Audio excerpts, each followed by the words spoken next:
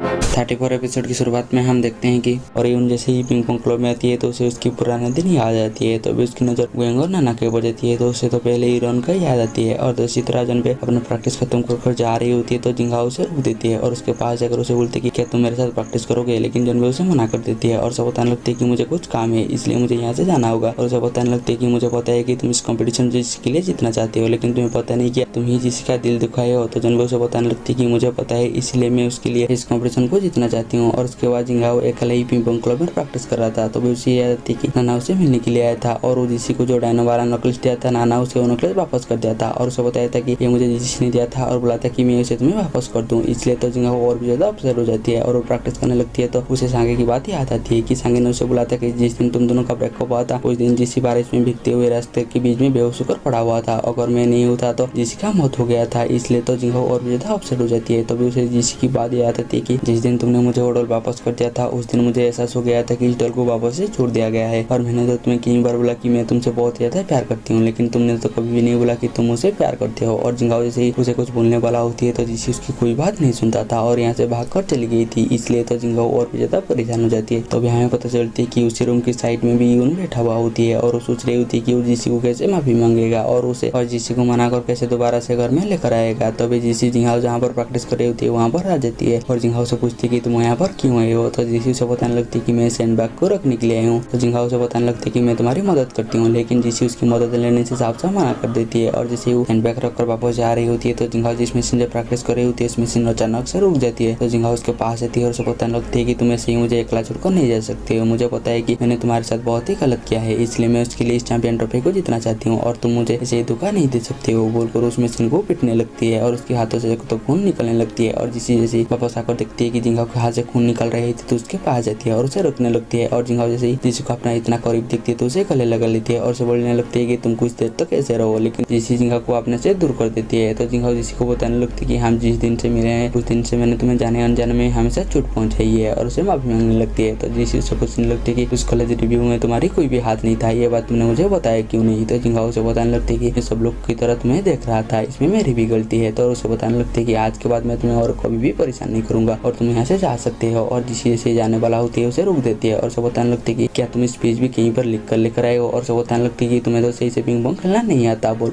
यहाँ से चल जाती है। और जिंगाओ इस बात पर बहुत ज्यादा खुश हो जाती है क्योंकि वो समझ जाती है कि जिसी उसे और एक मौका देने के लिए रेडी हो गया होती है और ये सारी बातें दूर खड़ा होकर यून सुन रही होती है। और यून जिंगाओ के पास जाती है और उसे बताने लगती है कि तुम मुझसे जिस दिन पहली बार मिले थे उस दिन मैं समझ गया था कि तुम जिसी को एक न एक दिन रुलाओगी और जिसी तुम्हारी लिए रो रही है इसका मतलब वो तुमसे पसंद करती है। और उसे पूछने लगती है कि तुम जिस बॉल का प्रैक्टिस करती हो उसका नाम क्या है। तो जिंगाओ उसे बताने लगती है कि इसको रोलिंग बॉल बोलते हैं। तो यून जिंगाओ को उसकी रैकेट मांगती है और रोलिंग बॉल कैसे सही से अप्लाई करते हैं उसे सिखाने लगती है। और दूसरी तरह जिसे अपने क्लासरूम में बैठा हुआ होती है तो जिहे उसे पूछती है कि क्या तुम जिंगाओ से बात की है, मैंने तुम्हें बता दिया था कि इस पब्लिक रिव्यू से जिंगाओ का कुछ भी लेना देना नहीं है। और उसे बताने लगती है कि हमें इतना कठोर नहीं होना चाहिए। तो जीसी उसे बताने लगती है कि तुम्हारी मुंह से ऐसी बात सुनकर मुझे अजीब लग रहा है। तो जिहे उसे बताने लगती है कि मैं तो हमेशा ऐसा ही हूँ, जो गलत नहीं होता मैं उसे हमेशा माफ कर देती हूँ। अगर तुम्हें मेरे ऊपर भरोसा नहीं है तो मेरे बारे में जानबे से पूछ सकते हो। तो जिसी जैसे जानबे का नाम सुनती है उसे कुछ याद आ जाती है और जिहे को बताने लगती है कि मैं जानबे का नाम सुनकर मुझे कुछ याद आ गया है। तो जिहे उसे पूछती है कि तुम्हें क्या याद आ गया। जिसी उसे बताने लगती है कि मैं इसके बारे में तुम्हें नहीं बताऊंगा, नहीं तो तुम मेरे ऊपर गुस्सा हो जाओगे। जिहे उसे गुस्से में बोलती है कि क्या ये बेबे के बारे में है। तो जिसी उसे मना कर देती है। तो जिहे उसे बताने लगती है कि तुम मुझे बता सकते हो, मैं तुम्हारे ऊपर बिल्कुल भी गुस्सा नहीं होगा। तो जिसी उसे बताने लगती है कि जानबे मुझसे मिलने के लिए आया था और जानबे जिंगाओ के ऊपर बहुत ज्यादा गुस्सा थी, इसलिए गेम के अंदर कोई भी प्रॉब्लम ना हो इसलिए मैंने जानबे को सारी सच्चाई बता दी कि पब्लिक रिव्यू के पीछे तुम हो। और इस बात पर तो जिहे परेशान हो जाती है और जिसी को डांटने लगती है और उसे बताने लगती है कि मैं तो तुम्हें अपना दोस्त मानता था, लेकिन मुझे पता नहीं था कि तुम मुझे धोखा दोगे। और उसे बताने लगती है कि जिंगाओ इसी काबिल है, तुम उसे कभी भी माफ मत करना बोलकर यहाँ से भागते हुए चल जाती है। और दूसरी तरह पिंग पोंग क्लब में जानबे और जिंगाओ पिंग पोंग का प्रैक्टिस कर रही होती है और इस बार जिंगाओ बहुत ही अच्छे से खेल रही होती है। और जैसे उन दोनों का प्रैक्टिस खत्म होती है तो जानबे जिंगाओ के पास जाती है और उसे बताने लगती है कि मैं जिसी से मिलने के लिए गया था और उसने मुझे बताया था कि पब्लिक रिव्यू के पीछे तुम नहीं हो, उसके पीछे जिए हुए। तो तुमने उसके बारे में मुझे बताया क्यों नहीं। क्या तुम्हारे अंदर डर था कि अगर मुझे सच्चाई पता चल जाती तो मेरा जिहे से रिश्ता खराब हो जाता। तो जिंगाओ उसे बताने लगती है कि मैं गुस्से में आकर जिसी से अपना रिश्ता खराब कर दिया और मैं नहीं चाहता था कि तुम भी ऐसा करो। और इस टाइम पर भी जिहे भागते हुए आती है और जानबे को बताने लगती है कि तुम जिसी और जिंगाओ की कोई बात मत सुनो, वो मुझे जानबूझकर फंसा रहे हैं। और इस बात पर तो जानबे उसे गले लगा लेती है और उसे बताने लगती है कि मैं तुम्हें सच में बहुत ज्यादा प्यार करती हूँ। और इस बात पर तो जिहे बहुत ज्यादा खुश हो जाती है और जिंगाओ उन दोनों को ऐसा देखकर वो साइड में चल जाती है। देखती है कि वहाँ पर गुएंग सो रही है तो गुएंग को उठाने लगती है और गुएंग जैसे उन दोनों को देखती जाती है तो वो तो बहुत ज्यादा खुश हो जाती है और जिंगहाओ गुएंग को पूछती है कि क्या तुमने ही ये सारी बातें जनबे को सिखाया है, तो गुएंग उसे मना कर देती है और सब बताने लगते हैं कि मैंने तुम्हें पहली बार सिखाया था लेकिन तुम गलत कर दिए, इसलिए मैं और किसी को सिखा नहीं रही हूँ। और सब पूछती है कि मुझे ऐसा क्यों लग रहा है कि तुम आज बहुत ज्यादा खुश हो, क्या तुम्हारी जिसी के साथ सब कुछ यही हो गया। तो जिंगहाओ सब बताने लगते हैं कि अपना मुंह बंद करो, अगर तुम ऐसी बात करोगे तो मैं तुम्हें प्रैक्टिस में लगा दूंगा। तो इस बात पर तो गुएंग उसे साफ से मना कर देती है और वो आगे जाकर जिहे से बताने लगती है कि तुम जनबे से दूर रहो, नहीं तो मुझे प्रैक्टिस करना होगा। और इस बात पर तो जिहे को बहुत ज्यादा गुस्सा आती है, वो जाकर ढेर सारा पिंग पोंग बॉल पकड़ती है और गुएंग को मारने लगती है और गुएंग जिहे उसे बचने के लिए यहाँ से भागने लगती है। और यहाँ पर तो सारे मेंबर बहुत ज्यादा मस्ती करने लगते हैं। और दूसरी तरह जिंगियन मैनेजर डू से मिलने के लिए जाती है और उन्हें पूछती है कि क्या आपने मेरे पापा के लिए दवाई बना दिया है। मैनेजर डू से मना कर देती है और सब बताने लगती है कि इस बार स्कूल थोड़ा सा स्टेट हो गई है, इसलिए मैं कोई भी रॉ मटेरियल नहीं ला पाई, इसलिए मैं दवाई नहीं बना पाई। और उसे पैसा देती है और उसे एक लिस्ट देती है और उसे बताती है कि ये लिस्ट में जितने भी सामान है तुम जाकर लेकर आओ। और इस बात पर तो जिंगियन थोड़ा सा घबरा जाती है और उन्हें पूछती है कि ये थोड़ा सा इलीगल है। तो मैनेजर डू से बता देती है कि हाँ ये थोड़ा सा इलीगल है, क्या तुम तुम्हारे पापा को बचाना नहीं चाहती हो। और इस बात पर तो जिंगियन और उससे कुछ भी बोल नहीं पाता और लाने के लिए एग्री हो जाती है। और दूसरी तरह बेबे जा रही होती है तो उसकी टक्कर जीसी से होती है और जैसे ही जीसी को देखती है उसके पास जाती है। तो जीसी उसे पूछती है कि मैंने सुना कि तुम स्कूल बदल रही हो, क्या मेरी वजह से है। तो बेबे उसे बताने लगती है कि तुम मेरे लिए इतना खास नहीं हो जो कि मैं तुम्हारे लिए स्कूल बदल दूं। मैं स्कूल इसीलिए बदल रही हूँ ताकि अपने पास जितने भी लोग थे ताकि सेव कर सकूं। और इस बात पर तो जीसी को कुछ भी समझ में नहीं आता और वो बेबे को पूछती है लेकिन बेबे उसे कुछ भी बोलता नहीं है। तो जीसी उसे बताने लगती है कि पहले भी मैं तुम्हें माफ कर चुकी हूँ और इस बात में मैं माफ नहीं कर सकती। बोलकर वो यहाँ से चल जाती है। और दूसरी तरह जिंगियन मैनेजर डू की दिया हुआ लिस्ट से एक सामान लेकर आ गया होती है और मैनेजर डू को कॉल करके बताई थी कि आपका दिया हुआ लिस्ट से मैं एक सामान लेकर आ गया हूँ और आप चिंता मत कीजिए, मैं जल्दी ही आपके पास सारी सामान पहुंचा दूंगा। तभी उसे जनबे बुलाने लगती है और जैसे ही जनबे की आवाज सुनती है तो वो सारी सामान को छुपा देती है और जनबे उसके पास आती है और उसे 2 बैग दिखाने लगती है और सब बताने लगती है कि ये जो है उन्हें हम दोनों के लिए डिजाइन किया है और उसे उसकी बैग मांगती है और उसे बताती है कि मैं तुम्हारी सामान बदलने में मदद करती हूँ, लेकिन जिंगियन से मना कर देती है। लेकिन जनबे उसकी कोई बात नहीं मानता और उसकी बैग जबरदस्ती लेने लगती है और छिनातनी में जिंगन की बैग में जो भी सामान होती है सारी नीचे पड़ जाती है। और जनबे जैसे ही दिखती है कि जिंगन की बैग में इतने पैसे है तो वो शौक हो जाती है और उसे डांटने लगती है। उसे बोलती है कि तुम्हारे पास इतने पैसे कहाँ से आया, क्या तुम कोई इलीगल काम करती हो। और उसकी बैग जैसे ही चेक करती है तो उसे वही धड़ा पाउडर मिल जाती है और उसे पूछती है कि ये पाउडर क्या है, लेकिन जिंगन उसे कुछ भी बोलता नहीं है और उसे बताने लगती है कि मैं ये सारी चीज पापा के लिए कर रही हूँ। तो जनबे उसे गुस्से में एक थप्पड़ मार देती है और उसे बताने लगती है कि तुम पापा के नाम फिजू मत लग कर आओ और उसे बताने लगती है कि तुम आज घर से बाहर नहीं जा सकते हो। बोलकर उसे उसकी रूम में लग कर देती है और वो जनबे को कॉल करती है। उसे बताने लगती है कि मेरी भाई की बैग से मुझे एक धड़ा पाउडर मिला है। तो जनबे उसे बताने लगती है कि तुम पुलिस में रिपोर्ट कर दो, लेकिन जनबे उसे मना कर देती है और उसे बताने लगती है कि अगर ये लीगल सामान हुआ तो मेरी भाई का करियर बर्बाद हो जाएगा। तभी जिंगन बाहर आती है और वो जनबे को बताने लगती है कि मैं कैसे भी करके आज यहाँ से चला जाऊंगा क्योंकि मैं सारी चीजें पापा के लेकर रही हूँ। लेकिन जनबे उसकी कोई बात नहीं मानता। तो जिंगन उसे बताने लगती है कि अगर आप मुझे दरवाजे से जाने नहीं दोगे तो मैं खिड़कियों से कूद जाऊंगा। बोलकर वो खिड़की की तरफ जाने लगती है तो जनबे उसे रुकने के लिए उसके पीछे भेज जाती है और यहाँ पर जिंगन तो पहले उतरने की कोशिश करती है लेकिन उसकी पाँव फंस जाती है और जैसे वो गिरने वाला होती है तो जनबे जाकर उसे पकड़ देती है। और यहाँ पर तो जिंगन रोने लगती है और उसे बताने लगती है कि सच में ये सारी चीजें मैं पापा के लिए कर रही हूँ और उसे बताने लगती है कि मैं मरना नहीं चाहती हूँ और उसे ऊपर खींचने के लिए बोलती है। और यहाँ पर जनबे जिंगन को ऊपर खींचने की बहुत ज्यादा कोशिश करती है लेकिन जनबे के हाथ साइड में कांटा लगा हुआ होती है उसमें घुस जाती है और उसके हाथ में तो ब्लड निकलने लगती है। और यहाँ पर जनबे चाहकर भी अपना छोटा भाई को बचा नहीं पाता और वो छत से नीचे गिर जाती है और उसकी डेथ हो जाती है और इसलिए तो जनबे बहुत ज्यादा डिप्रेस हो जाती है। और दूसरी तरह मैनेजर डू जा रही होती है तो उसे एक सफाई कर्मी से पता चलती है कि जिंगन का डेथ हो गया है और वो जैसे आगे जाती है तो उसे पता चलती है कि उसे मिलने के लिए कुछ पुलिस वाले आए थे। और इस बात तो मैनेजर डू और भी ज्यादा घबरा जाती है लेकिन वो उससे ट्रेन करती है कि जैसे उसे कुछ भी पता नहीं है और उस पुलिस वाला आती है और उसे बताती है कि हमें तुमसे कुछ बात करनी है। इसलिए मैनेजर डू उनसे बात करने के लिए उनके ऑफिस में लेकर जाती है। तो पुलिस वाला उसे पूछते है कि क्या तुम पहले से जिंगन को जानते हो। तो मैनेजर डू बताए थे कि हाँ, क्योंकि मेरी फैंसी जिस हॉस्पिटल में है कि वह भी उस हॉस्पिटल में है इसलिए अक्सर हम दोनों का मुलाकात हो जाती थी। तो पुलिस वाला उसे पूछते कि क्या तुम दोनों का फोन पर भी कांटेक्ट था। तो मैनेजर डू बताए थे कि हाँ, क्योंकि उसे पार्ट टाइम जॉब की जरूरत थी इसलिए मैं उसके साथ कांटेक्ट में थी। और यहाँ पर मैनेजर डू ऐसी प्रेटेंड कर रही होती कि जैसे उसे कुछ भी पता नहीं है और उन्हें पूछती कि क्या कुछ हुआ है। तो पुलिस वाला उसे बताए थे कि जिंगन का डेथ हो गया है और इस बात पर तो मैनेजर डू ऐसी प्रेटेंड करती है जैसे कि ये बात उसे अभी पता चली। और दूसरी तरह जनबे हॉस्पिटल में होती है, उसे मिलने के लिए उसकी सारी दोस्त जाती है और यहाँ पर जनबे एक ही बात बोल रही होती है कि जिंगन निर्दोष है, वो तो बहुत ही अच्छा लड़का है, उसने कुछ भी इलीगल काम नहीं किया है। और यहाँ पर जैसे ही पुलिस वाला मैनेजर डू से मिलकर वापस चली जाती है तो मैनेजर डू बहुत ज्यादा गुस्से में आ जाती है और वो किसी को कॉल करती है और सब बताने लगती है कि तुम्हें जितने भी पैसे चाहिए मैं तुम्हें दे दूंगा, लेकिन मेरे सामान मेरे पास पहुंच जाना चाहिए। और इस बात पर भी वो मेंबर एग्री हो जाती है। और दूसरी तरह गुएंग नाना को बताने लगती है कि जनबे के हाथ में चोट लग गई है, इसलिए जिंगहा बोल रहा था कि मैं जनबे के बदले खेलूंगा लेकिन मैं ऐसा नहीं कर पाऊंगा, इसलिए मैं अपने हाथ में बैंडेज किया है ताकि उनसे भी लगे कि मेरे हाथ में फ्रैक्चर हो गया है और मुझे खेलना ना पड़े। तो नाना उसे समझाने लगती है कि मैं तुम्हारे दोस्त के लिए खेलना चाहिए है, लेकिन तो गुयंग उसे साफ साफ मना कर देती है। तो नाना उसे बताने लगते है कि तुम इतना सेल्फिश मत बनो। तो गुयंग उसे गुस्से में बोलती है कि तुम तो बिल्कुल ऐसी ही हो, क्योंकि तुम भी पहले बोले थे कि तुम मेरे लिए चेज करोगे, लेकिन तुम तो चेज टीम छोड़ दिए है। और इस बात पर तो नाना को बहुत ज्यादा गुस्सा आती है और गुयंग को एक थपड़ा लगाकर यहाँ से चल जाती है। और इसके बाद गुयंग जिंगाओ से मिलने चली जाती है और उसे अपना हाथ दिखाकर बताने लगती है कि मेरे हाथ में फ्रैक्चर हो गई है, इसलिए मैं खेल नहीं सकती। और यहाँ पर जिंगाओ समझ जाती है कि गुयंग नौटंकी कर रही है और उसकी नौटंकी पकड़ लेती है और उसे बताने लगती है कि तुम्हें कैसे भी करके गेम को खेलना होगा और उसे जबरदस्ती प्रैक्टिस करने लगती है। लेकिन गुयंग तो प्रैक्टिस करने के लिए साफ साफ मना कर देती है। तभी भागते हुए उसके पास एक लड़की आकर बताने लगती है कि वहाँ पर नाना चैट टीम ज्वाइन करने के लिए प्रैक्टिस कर रही है। हम उसे रुकने की कोशिश की है, लेकिन नाना हमारी कोई बात नहीं सुन रही है। और इस बात पर तो गुयंग घबरा जाती है और भागते हुए नाना के पास जाती है और उसे समझाने लगती है। पहली बार तो नाना उसकी कोई बात नहीं सुनता और गुयंग जैसे ही उसे बताने लगती है कि मैं पिंग पोंग खेलूंगा और उसे रुकने के लिए बोलते हैं। और इस बात पर तो नाना रुक जाती है और यहाँ पर गुयंग भी पिंग पोंग खेलने के लिए एग्री हो जाती है।